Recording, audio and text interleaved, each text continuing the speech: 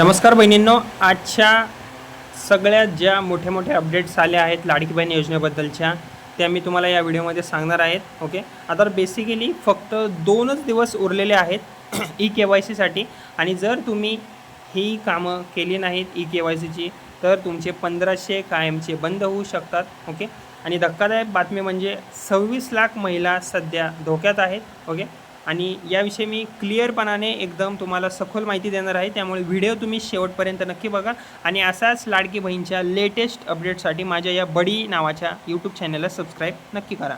Okay, आता जी पहिली update आहे ती आहे ई-KYC अंतिम मुदत जवळ. ओके, आता सरकारने क्लिअर केलं आहे की 30 एप्रिल 2026 ही ई-KYC करण्याची शेवटची तारीख आहे. म्हणजेच की त्यांनी इनडायरेक्टली सांगितलेलं आहे की याच्यानंतर आम्ही अजून तारीख वाढवून देणार नाही. त्यामुळे तुमच्यापाशी 2च दिवस आहेत महिलांनो. ज्या महिलांनी ई-KYC केली नाही त्यांनी ई-KYC करून घ्या.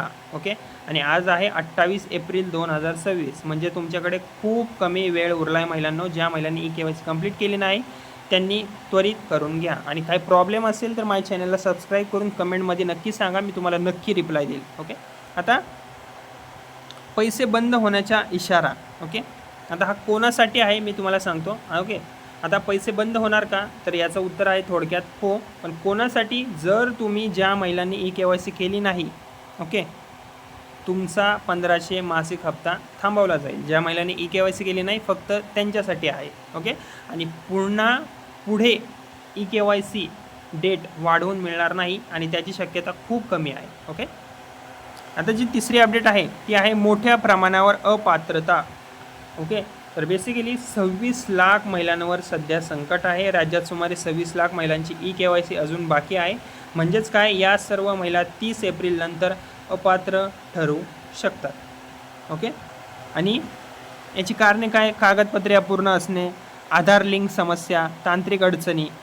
ओके, त्यामुळे अशा महिलांना इनडायरेक्टली सरकार यांचा जो लाभ आहे लाडकी बहीण योजनेविषयीचा तो थांबवू शकते. ओके, आता जी चौथी अपडेट आहे ती आहे बोगस लाभार्थ्यांवर कडक कारवाई. ओके, आता सध्या संपूर्ण योजनेची तपासणी व्हेरिफिकेशन सुरू आहे आणि यात काही चुकीचे प्रकार सापडलेले आहेत. जसं की पुरुषांनी यात लाभ घेतलेला आहे, चुकीची माहिती देऊन त्यांनी पैसे घेतलेले आहेत. त्यामुळे आता सरकार स्ट्रिक्ट फिल्टरिंग सध्या करत आहे.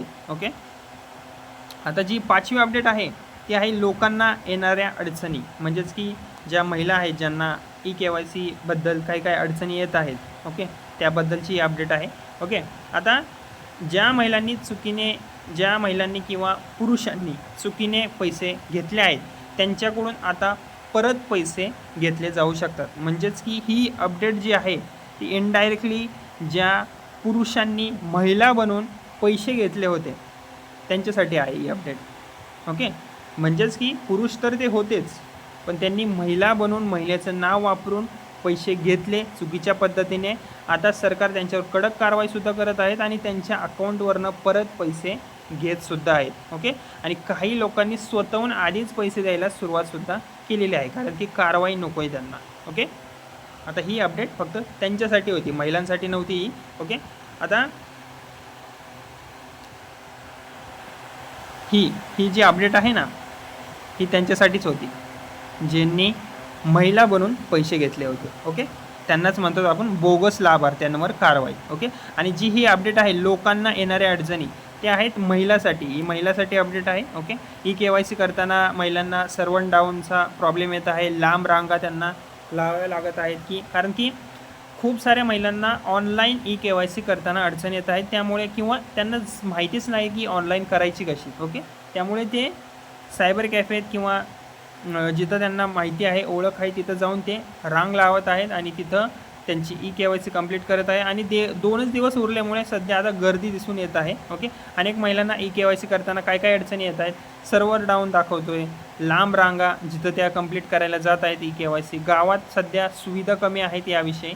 त्यामुळे अजूनही अनेकांची प्रक्रिया बाकी आहे, पेंडिंगवर आहे. ओके, आता काय करायचं लगेच एवढंच मी तुम्हाला सांगतो. ई-KYC तुमची पूर्ण करून घ्या. जर नसेल झाली असेल तर आधार आणि बँक लिंक तपासा, जवळच्या केंद्रावर जा. ओके, आणि कंप्लीट करून घ्या. 30 एप्रिल आधी महिलांनो ह्या गोष्टी तुम्ही नक्की करून घ्या. ओके, तर बहिणींनो ही होती 28 एप्रिल 26च्या लाडकी बहीण योजनेबद्दलच्या ज्या ज्या अपडेट आल्या होत्या त्या मी सगळ्या तुम्हाला व्हिडिओमध्ये सांगितल्या आहेत आणि हा व्हिडिओ इतर महिलांपर्यंत तुम्ही नक्की शेअर करा, कारण ही माहिती खूप महत्त्वाची आहे. आणि चॅनलला माझ्या सबस्क्राईब करा अशाच लेटेस्ट अपडेटसाठी. Okay, thank you.